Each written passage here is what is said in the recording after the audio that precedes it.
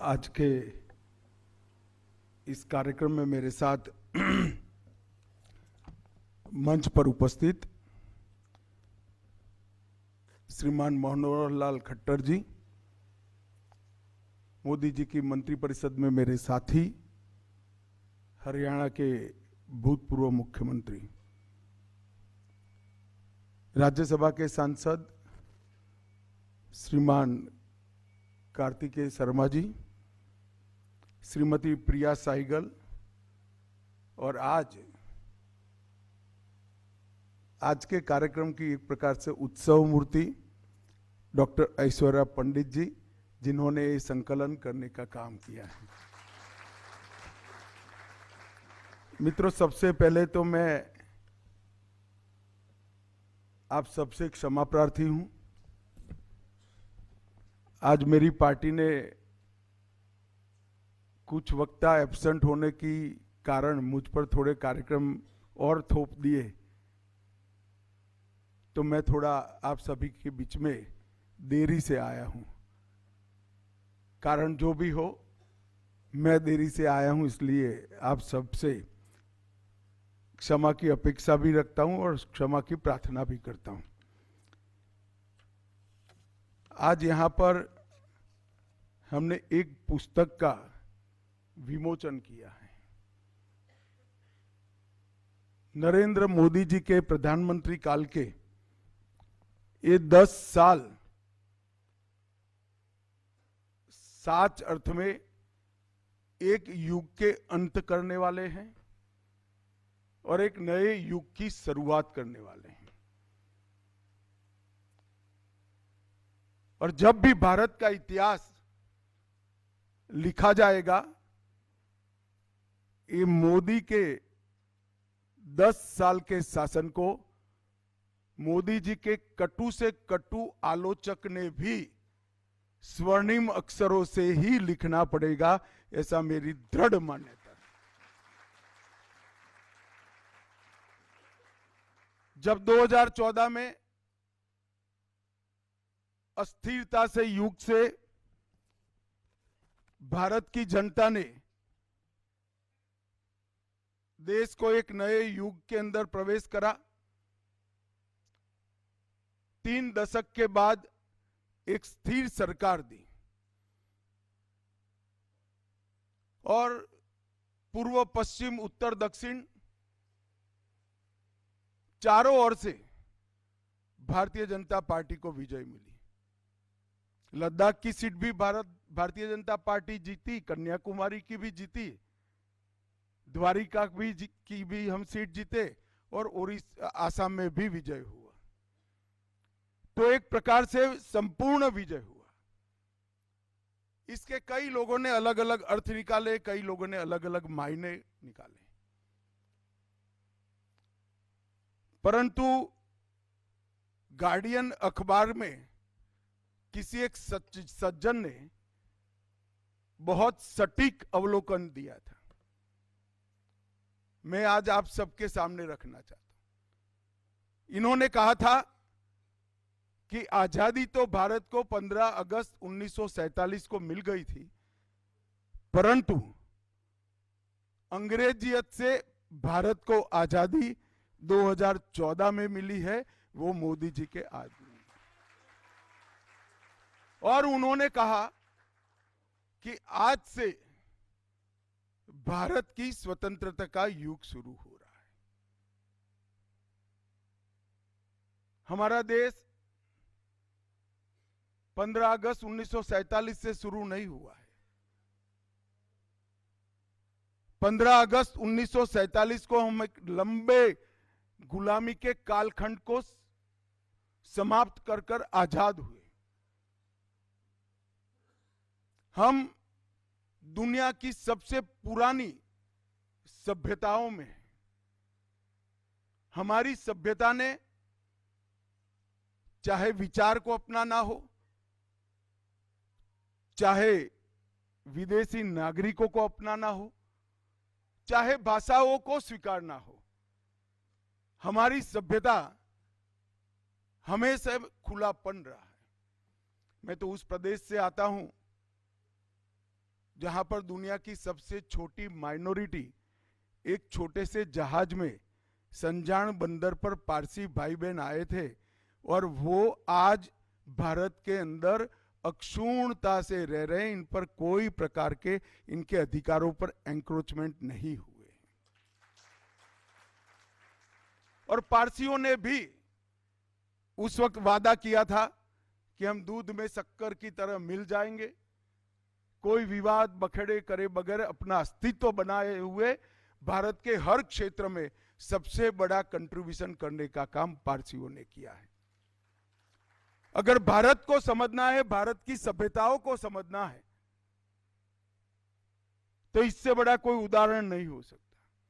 दुनिया में कोई ऐसा देश नहीं है जिन्होंने अनेक सभ्यताओं को अपने अंदर समाहित कर कर अपनी सभ्यताओं को मॉडिफाई करते हुए आगे अपनी यात्रा की। और भारत एकमात्र देश ऐसा है जिसमें अनेक भाषाएं, अनेक संस्कृतियां, अनेक बोलियां और अनेक धर्म एक साथ अपना सह अस्तित्व और सम्मान बचाते हुए देश के विकास की यात्रा में आगे बढ़े हैं। और मोदी जी के जीतने का मतलब ये था कि वो ही संस्कृति को आगे बढ़ाना। और मोदी जी के जीतने के बाद जो 10 साल गए हैं, उसने गार्डियन अखबार के वो लेखक को सच्चा साबित कर दिया है। 10 साल के बाद अनेक प्रकार के अनेक सेक्टरों में सुधार भी हुए हैं और सेक्टर को गति भी मिली। हर सेक्टर का साइज और स्केल अनेक गुना बढ़ाने का काम नरेंद्र मोदी जी ने किया है। कभी कोई विचार नहीं कर सकता था कि दुनिया की सबसे बड़ी महामारी कोरोना आए और कोई तैयारी के बगैर कोरोना का प्रबंधन दुनिया में सबसे अच्छा भारत करे, इसका कोई सोच नहीं सकता था। उस वक्त मैं गृह मंत्री था, मोदी जी के साथ काम करता था। दुनिया भर के पंडित जब कोरोना आया तब अपने देश की चिंता करे बगैर वो हमारी चिंता करते थे। उनको लगता था भारत क्या करेगा, और वो सही भी थे, वो गलत नहीं थे, हमारे लिए चिंतित थे। परंतु टेक्नोलॉजी का उपयोग कर कर 130 करोड़ की जनता को टीका देने से लेकर उसको टीके का सर्टिफिकेट देने तक की पूरी प्रक्रिया इस तरह से हुई कि किसी को मालूम ही नहीं हुआ। सबसे कम नुकसान में हम बाहर आ गए। वैक्सीन भी हमारे यहां सबसे पहले बना, क्योंकि वैक्सीन बनने का प्रयास हमारे यहां सबसे पहले हुआ। और दुनिया भर के 100 देशों में वैक्सीन हमने भेजा भी। और हमारा जो उपनिषदों का वाक्य है कि संकुचित विचार नहीं होना चाहिए, वसुधैव कुटुंबकम, पूरे देश को अपना परिवार मानना चाहिए, पूरी दुनिया को अपना परिवार मानना चाहिए, उसको भी चरितार्थ करने का काम नरेंद्र मोदी शासन ने किया। मित्रों, जब 2014 में सरकार आई तब कई लोग मानते थे कि एक एक्सपेरिमेंट है नरेंद्र मोदी, मगर मैं आज कह सकता हूं भारत के अब तक के आजादी के बाद के इतिहास में और नजदीक के इतिहास में करीब करीब 150 साल के इतिहास को 3 हिस्सों में भविष्य में बांटा जाएगा। आजादी के पहले का भारत और आजादी के बाद का भारत, एक हिस्सा। दूसरा इमरजेंसी के आपातकाल के बाद का भारत और आपातकाल के पहले का भारत। और तीसरा मोदी के पहले का भारत और मोदी के बाद का भारत। कोई भी इतिहासकार कितना भी क्रूर होगा, कितना भी बायस होगा, मगर ये 3 डिवीजनों को वो पार नहीं कर पाएगा, इतना मुझे विश्वास है, क्योंकि अंततोगत्वा उसको भी स्वीकृति की चाह होती है। तो सबने इस तरह से इतिहास को लिखना ही पड़ेगा। जब कोई व्यक्ति अपनी कर्मठता से, अपने विजन से, अपने साफ हृदय से, परिश्रम की पराकाष्ठा कर कर अपने देश का नेतृत्व करता है, तो इतिहास इसको नजरअंदाज नहीं कर सकता है। इतिहास को उसको देखना ही पड़ता है, इसकी नोट लेनी ही पड़ती है। मित्रों, जो मैं अंत में कहूंगा, ऐसा तय कर आया था, वो बात मैं पहले बता देता हूं। आगे मैं बताऊंगा मोदी जी के ये 10 साल में क्या क्या हुआ, हर क्षेत्र में कैसे सुधार हुए। परंतु सबसे पहले मैं जिसको सबसे बड़ी उपलब्धि मानता हूं मोदी जी की, वो बताना चाहता हूं। मैंने आजादी की 25वीं सालगिरह भी देखी है, 50वीं भी देखी है और 75वीं भी देखी है। 50वीं भी देखी है, 75वीं भी देखी है। 25वीं को मैंने 75वीं मनाने का जब शुरुआत हुआ, तब उसको हम स्टडी कर रहे थे। ये 50 साल में अंतर देखिए। आजादी की 25वीं सालगिरह मतलब सिल्वर जुबली जब मनाए, तब स्कूलों में कार्यक्रम हुए, पंचायतों में हुए, सरकारी भवनों में हुए और दूसरे दिन से देश चलने लगा। 50 साल बनाए, तब भी विधानसभाओं में एक प्रस्ताव हुआ, संसद में एक प्रस्ताव हुआ और देश चलने लगा। और 75 साल बनाए, तब कोरोना होने के बावजूद देश में 8 लाख से ज्यादा कार्यक्रम हुए। और पूरे कार्यक्रम की डिजाइन मुझे मालूम है, क्योंकि मेरा मंत्रालय इसकी नोडल एजेंसी था, मैं वो कमेटी का चेयरमैन भी था।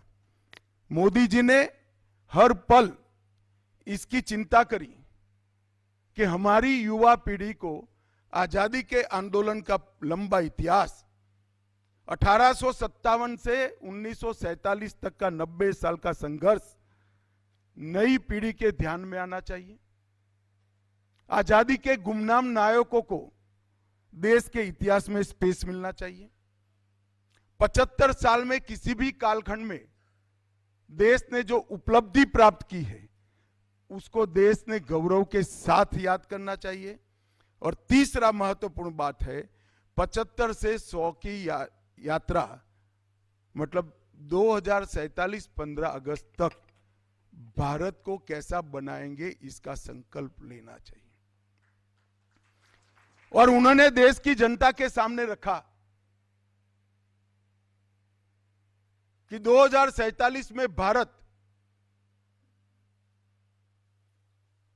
पूर्ण रूप से विकसित राष्ट्र बनेगा। दुनिया में हर क्षेत्र के अंदर, हर सेक्टर के अंदर भारत सर्वप्रथम होगा। और तीसरा, हम विकास के साथ साथ विरासत को भी सेंटर पॉइंट में लेकर आएंगे। और मित्रों, एक प्रधानमंत्री ने लिया हुआ संकल्प आज मैं देख रहा हूं 130 करोड़ भारतीयों का संकल्प बना है और देश 2047 की यात्रा की ओर चल पड़ा है।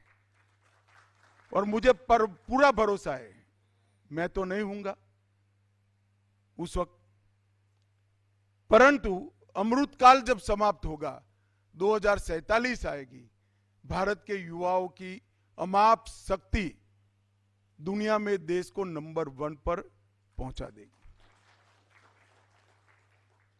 130 करोड़ की जनता में एक सामूहिक हीन भाव था,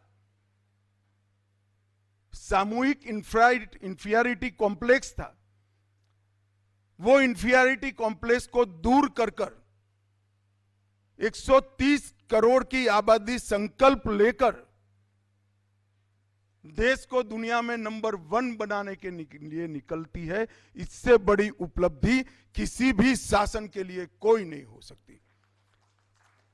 और मित्रों, विकास को उन्होंने जन आंदोलन बनाया। विकास कभी सरकार की फाइलों में इधर उधर घूमता रहता था। विकास की भूख को उन्होंने व्यक्ति की महत्वाकांक्षा में प्रत्यारोपित किया और विकास की ये भूख से देश के विकास को दिशा देने का काम करा।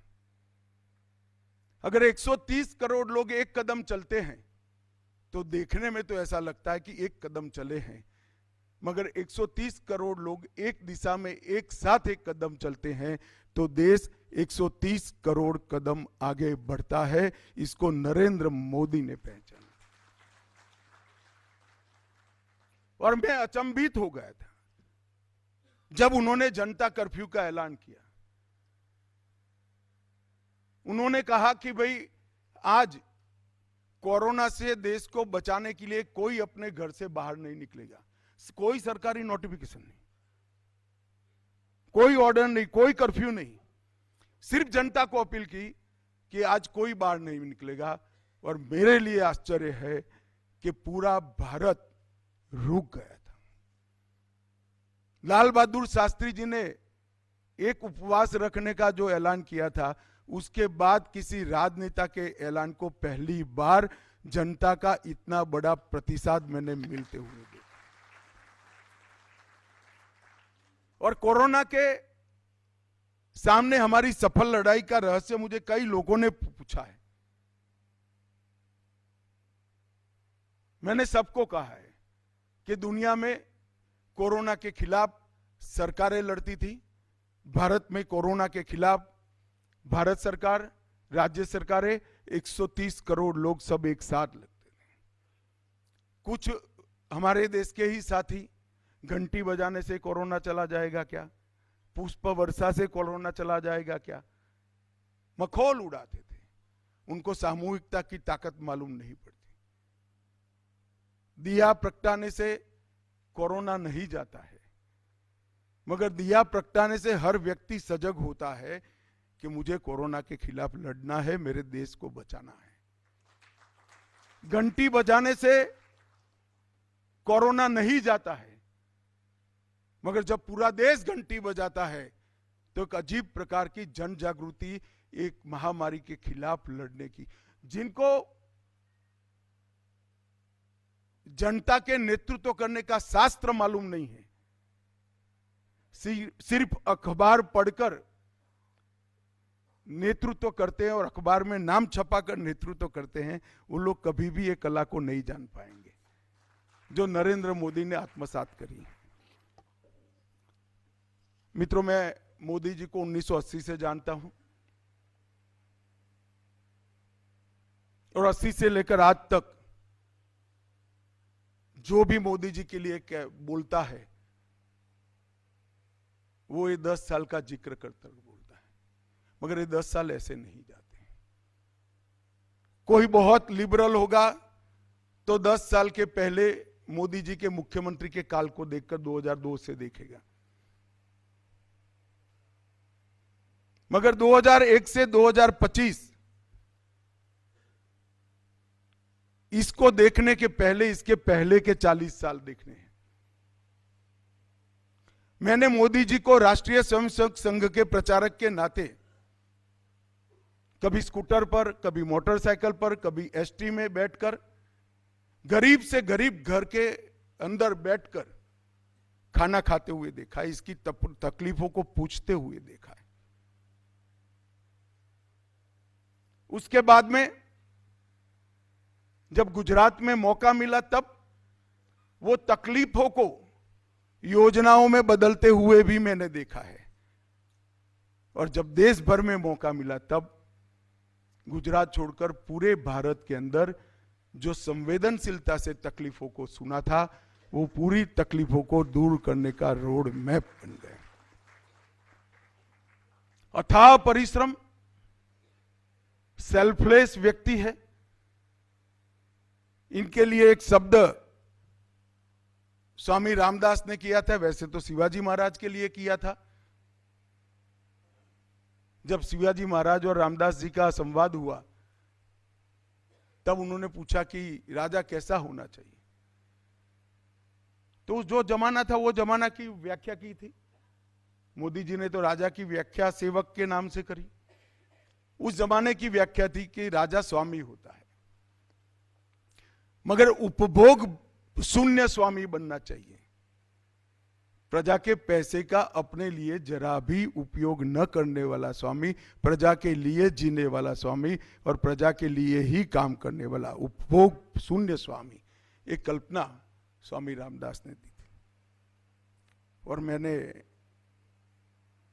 यहां पर अनेक नए इनिशिएटिव लेते वक्त हर इनिशिएटिव के सेंटर में या तो देश था या देश का नागरिक था। ना वोट बैंक थी ना कुछ था। हर निर्णय के वक्त कड़े से कड़े सुधारों को चुनाव जीतने की संभावनाओं का छेद उड़ाते हुए उन्होंने कड़े सुधारों को किया। जनता ने भी स्वीकारा और बार बार चुना भी। 40 साल के बाद कोई आदमी तीसरी बार, एक नेता इस देश का प्रधानमंत्री लगातार तीसरी बार बना।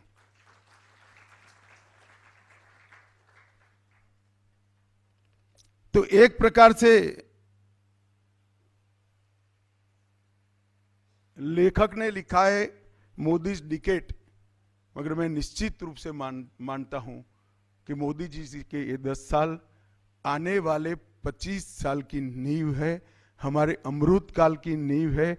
और ये 35 साल का संपुट भारत देश को विश्व में सर्वप्रथम स्थान पर ले जाएगा, उसका मुझे पूरा भरोसा है। अब भारत को कोई नहीं रोक सकता, कोई नहीं रोक सकता, क्योंकि भारत के लोगों के जो आत्मविश्वास जगा है, वो आत्मविश्वास का जवाब किसी के पास नहीं।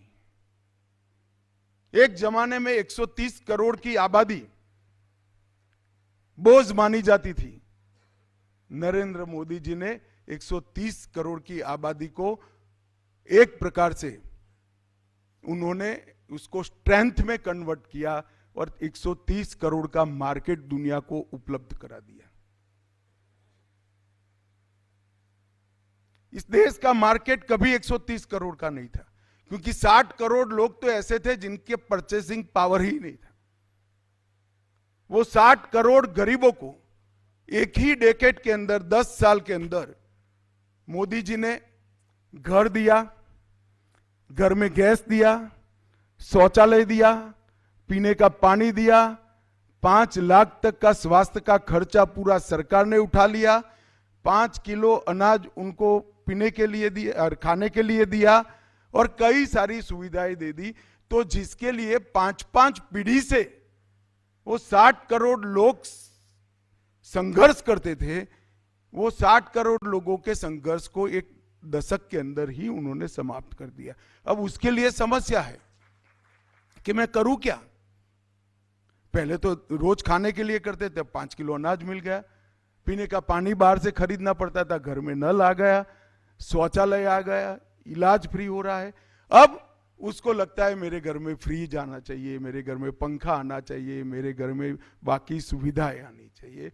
और देखते देखते देखते 60 करोड़ का हिस्सा एक बड़े मार्केट में तब्दील करने का काम नरेंद्र मोदी जी ने किया है और उनकी सारी बेसिक सुविधाएं एक 10 वर्ष के अंदर समाप्त कर दी। मोदी जी चाहे शासन में गुजरात में रहे हो या भारत के प्रधानमंत्री रूप में रहे, हर बार, हर साल एक नया काम और एक नई युग परिवर्तनकारी, एक युग का अंत कर कर नए युग को लाने वाली शुरुआत करी। इन्वेस्टमेंट समिट में 2003 में उन्होंने वाइब्रेंट गुजरात की शुरुआत की। 2004 में गांव में 24 कलाक बिजली देने की शुरुआत की। 2005 में मुख्यमंत्री चिरंजीवी स्वास्थ्य बीमा योजना की शुरुआत की। 2007 में वन बंधु कल्याण योजना की शुरुआत की। 2009 में गुणोत्सव शुरू किया। 2010 में खेल महाकुंभ शुरू किया और 2012 में मुख्यमंत्री अमृतम शुरू किया, और हर चीज के नीचे आप जाएंगे तो पूरे समाज के विकास का खाका की। एक गांव में 24 घंटा बिजली पहुंचने से शहरों की तरफ की दौड़ भी खत्म हो गई, उनका स्वास्थ्य भी सुधरा, उनकी शिक्षा भी सुधरी, और उनके लिए रोजगारी के अनेक काम गांव में ही हो गए। कई बार मुझे विचार आता है कि 75 साल तक क्यों नहीं हुआ? क्या कोई करना नहीं चाहता होगा? ना, ऐसा नहीं है। 75 साल तक जो मुख्यमंत्री या प्रधानमंत्री बने, उनका बैकग्राउंड कॉमन मैन का नहीं था, उनका देश की समस्याओं को समझने का इतना बड़ा यात्रा नहीं था। इसके कारण ये परिवर्तन हुआ, और उन्होंने ढेर सारे काम ऐसे किए कि पूरी दुनिया ने अपने आप को, पूरी दुनिया के देशों ने इनकी सिद्धियों को एक्नॉलेज किया। आज देश में कोई भी राष्ट्राध्यक्ष ऐसा नहीं है जिसको 16 देश के, जैसे हमारे यहाँ भारत रत्न है, ऐसे सर्वोच्च नागरिक पुरस्कार प्रदान हुए हैं। नरेंद्र मोदी एकमात्र। 16 देश जब स्वीकार करते हैं कि बड़ा नेता है जिन्होंने हमारे देश के जीवन में भी बदलाव किया है, तब जाकर इस स्वीकृति जो होती है इसकी व्याख्या हो जाती। जन भागीदारी से, जन भागीदारी को जन आंदोलन बनाने का काम किया। देश का प्रधानमंत्री, मैं अभी सफाई कॉलोनी में जाकर आया हूं, मैं महात्मा गांधी के बाद सफाई करने वाला पहला नेता, देश में सफाई का नाम बोलने वाला पहला नेता नरेंद्र मोदी है। और मैं अखबार का नाम देना नहीं चाहता, काफी लोगों के मुंह या इधर उधर हो जाएंगे, मगर 15 अगस्त पे जब उन्होंने कहा कि मैं हर घर में शौचालय बनाऊंगा, तो अखबार ने कहा था, 2 अखबारों ने लिखा था, यही बाकी रह गया था कि लाल किले से कोई प्रधानमंत्री शौचालय बनाने की बात करेगा। जो लुटियन में रहते हैं, इसको टॉयलेट का अर्थ मालूम नहीं है। पूर्वांचल में जाकर एक 16 साल की बच्ची खुले में शौच क्रिया करने जाती है, तब उसकी शर्म का एहसास हम लोगों को नहीं है। ये नरेंद्र मोदी को था। आज 13 करोड़ घरों के अंदर शौचालय देने का काम नरेंद्र मोदी जी। जब 12 करोड़ घरों में गैस का सिलेंडर देते हैं, तब हंसते हैं कि सिलेंडर इस जमाने में, जिनके घर में धुएं से, चूल्हे से खाना पकता है और खाना पकाने वाली माता का फेफड़ा फाइब्रोसिस से ग्रस्त हो जाता है, उसको मालूम पड़ेगा कि चूल्हे ने जीवन में कितना बड़ा परिवर्तन किया है। इस देश में 20,000 गांव ऐसे थे, 75 साल के बाद बिजली का खंभा भी नहीं पहुंचा था। आज देश का हर घर बिजली से युक्त हुआ है। यहां जो मीमांसा करते हैं, उनको ये सारी चीजों का मूल्य शायद ही समझ में आएगा। और ऐसी तो कई सारी योजनाएं हैं जिन्होंने लोगों का जीवन परिवर्तित कर दिया, सबको विकास की यात्रा में जोड़ा। जिसका घर 8 घंटे धुएं से भरा रहता हो, वो देश का नहीं सोच सकता। जिसके पास अपने स्वास्थ्य की ही व्यवस्था ना हो, वो देश के स्वास्थ्य की चिंता नहीं कर सकता। जिस बच्ची के पास टॉयलेट ही ना हो, वो बच्ची कलेक्टर या डीडीओ बनने का स्वप्न नहीं देख सकती है। इतनी बड़ी आबादी को हमने उनके भाग्य पर छोड़ा था। और 2014 में मोदी जी के आने के बाद ढेर सारे परिवर्तन हुए, और वो परिवर्तनों ने देश को आगे बढ़ाया। एक 10 साल के अंदर 25 करोड़ लोग गरीबी रेखा के बाहर आए। 80 करोड़ लोगों को मुफ्त राशन मिल रहा है। 12 करोड़ से ज्यादा टॉयलेट्स बने, शौचालय बने। 4 करोड़ से ज्यादा लोगों को अपना घर मिला। 15 करोड़ से लोगों के घर में पहली बार नल से जल पहुंचा, फ्लोराइड विहीन पीने का पानी मिला। 54 करोड़ लोगों को, परिवारों को बैंक का अकाउंट मिला। और कोरोना जैसी आफत से भी हम मुक्त हो गए। इसके साथ साथ एक दूसरा पक्ष भी है। आज विश्व के 46% real time digital transaction Bharat में होते हैं। विश्व के 46 टाइम।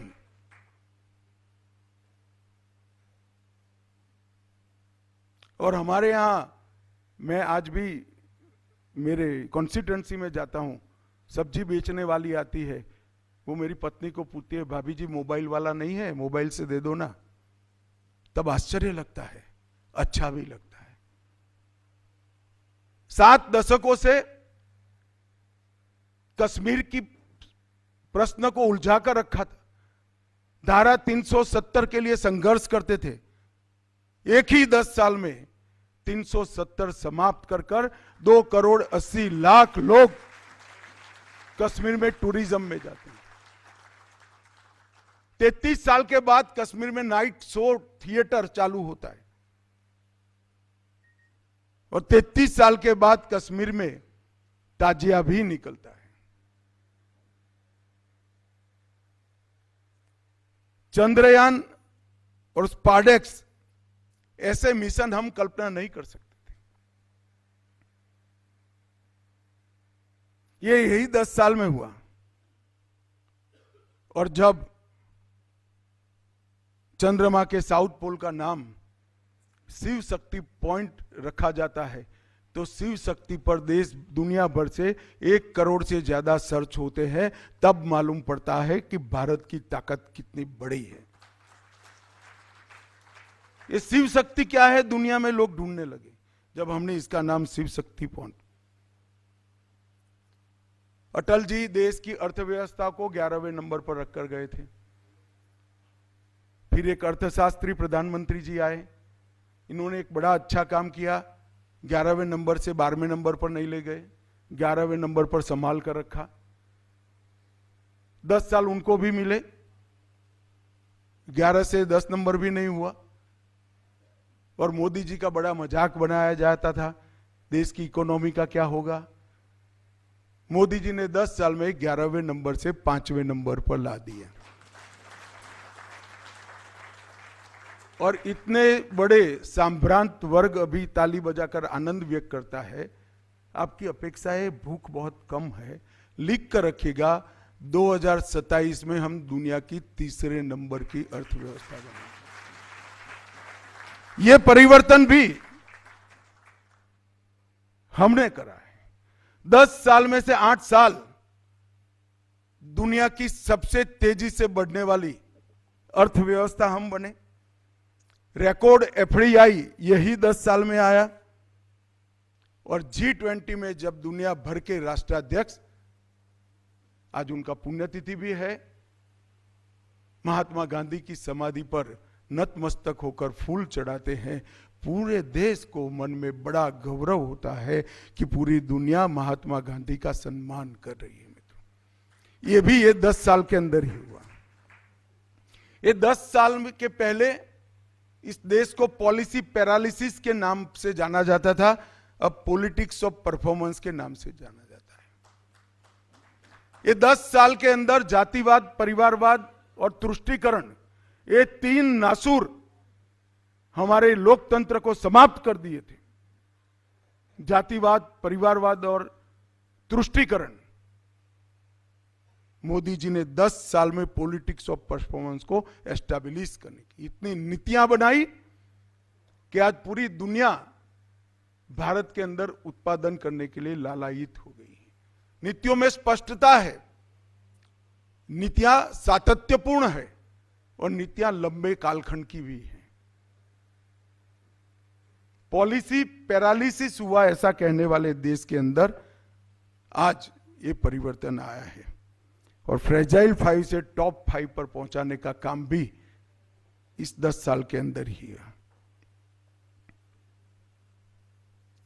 डबल डिजिट इन्फ्लेशन का देश माना जाता था, आज G20 में सबसे बड़ा जीडीपी वाला देश भारत है।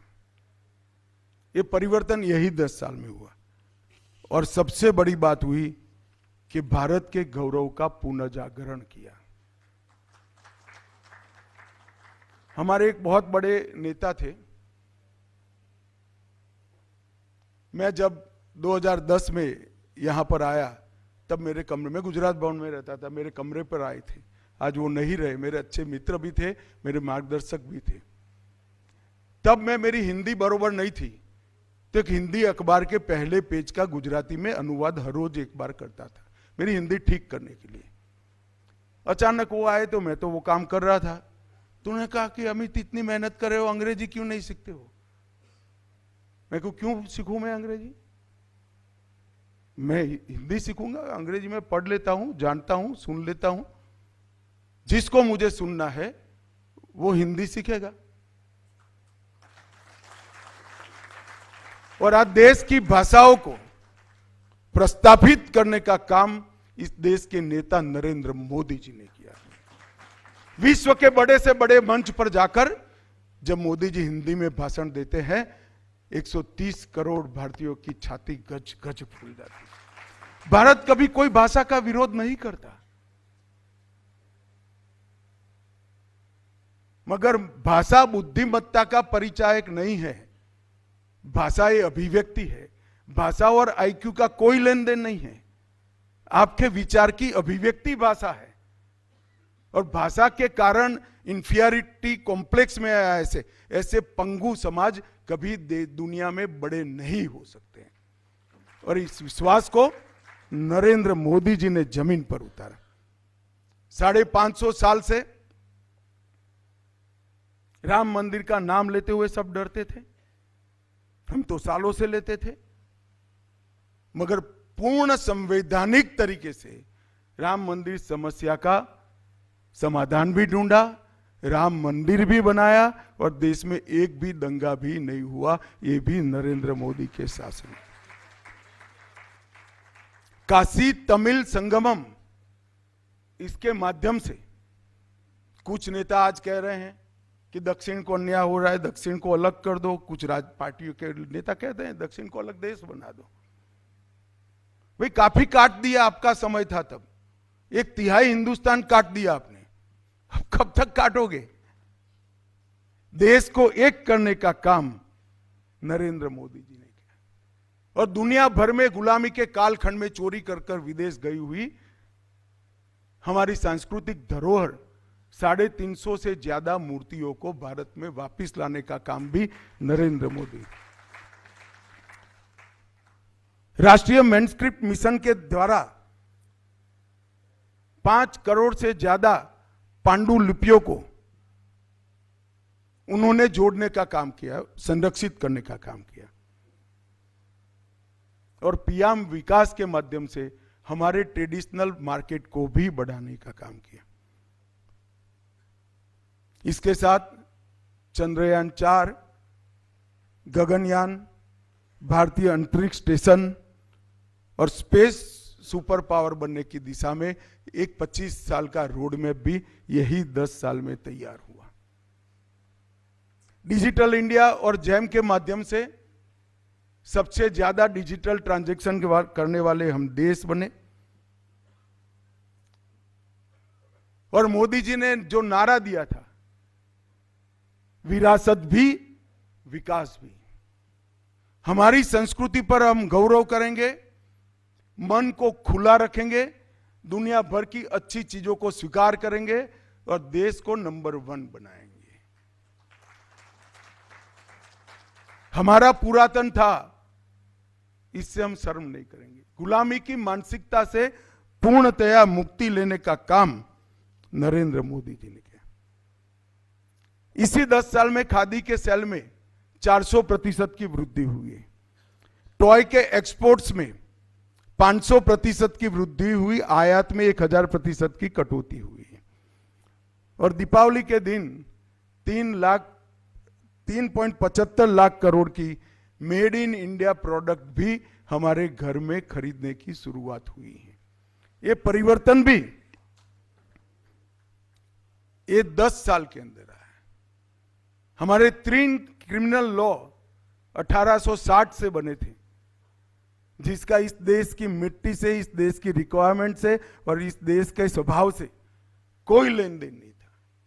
ये तीनों को बदलकर नए क्रिमिनल लॉ लाने का काम भी इसी 10 साल के अंदर हुआ। 2000 अप्रचलित कानून जो अंग्रेजों के जमाने में थे, उसको समाप्त कर दिए। 39,000 कॉम्प्लायंस को समाप्त कर दिया। मैं पहली बार एमएलए बना तब मेरे घर पर सबसे ज्यादा लोग आते थे, तो पानी मांगने के लिए नहीं आते थे।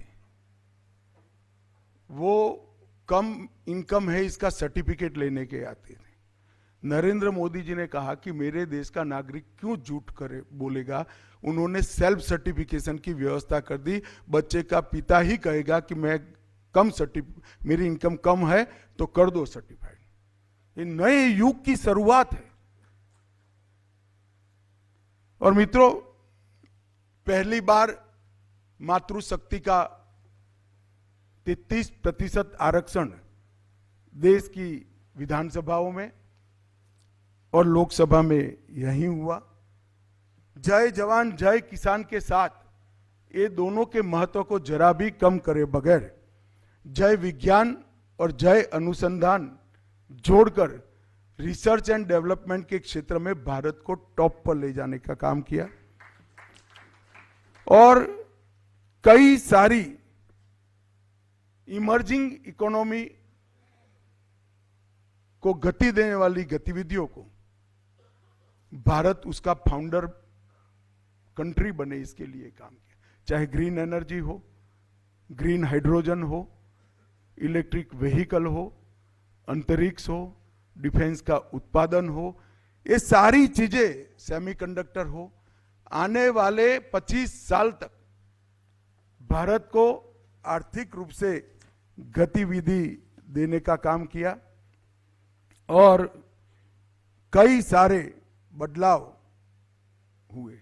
आज भारत विश्व में 60% और हर 2 में से 1 वैक्सीन अगर कोई सप्लाई करता है तो हमारा भारत करता है।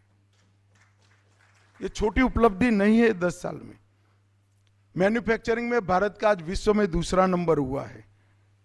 और ढेर सारे नए defence production, infrastructure, ease of doing business और कई प्रकार के प्रशासनिक सुधार उसमें किए। इसका परिणाम है कि 9 चीजें ऐसी है जिसमें भारत विश्व में 1 नंबर है, 11 चीजें ऐसी है जिसमें भारत विश्व में दूसरे नंबर है, और 9 चीजें ऐसी है जिसमें भारत विश्व में तीसरे नंबर पर आया है। पहला, दूसरा, तीसरा मिलकर 2014 में 5 चीजें भी नहीं थी। ये जो मैंने कहा ना, साइज और स्केल दोनों का परिवर्तन करने का काम नरेंद्र मोदी जी ने किया है।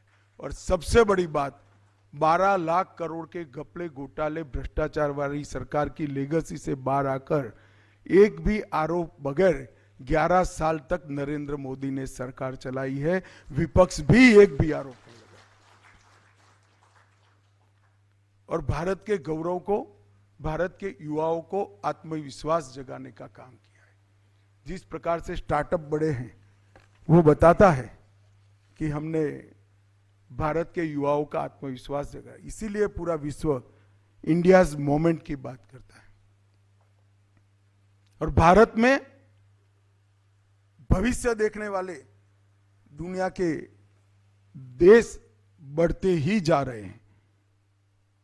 और इसीलिए मैं कहता हूं कि ये 10 साल के साथ साथ एक लंबा रोड मैप भी मोदी जी ने दिया है 2025 में भारत का पहला क्रू मिशन गगनयान, 27 तक तीसरे बड़ी अर्थव्यवस्था बनना, 30 तक $206 बिलियन ईवी मार्केट का टारगेट, 300 बिलियन डॉलर की बायो इकोनॉमी का टारगेट 2030 तक, 2030 तक 2 ट्रिलियन का एक्सपोर्ट का लक्ष्यांक, 2035 तक विश्व में अंतरिक्ष स्पेस में अंतरिक्ष स्टेशन स्थापित करना, 2036 में ओलंपिक की मेजबानी करना, 2040 पर मैन ऑन मून चंद्रमा का पर मनुष्य पहुंचाने का मिशन, और 2047 में पूर्ण रूप से विकसित भारत का विजन। ये 10 वर्ष के नींव डालने का ये कार्यक्रम 25 साल बाद हमारे आजादी के लिए बलिदान देने वाले हमारे आजादी के शूरवीरों ने जो कल्पना करी थी, वो कल्पना का भारत होगा। हम पूर्ण रूप से विकसित भी होंगे, दुनिया में भारत का दबदबा भी होगा, और पूर्ण रूप से भारतीय भी होंगे।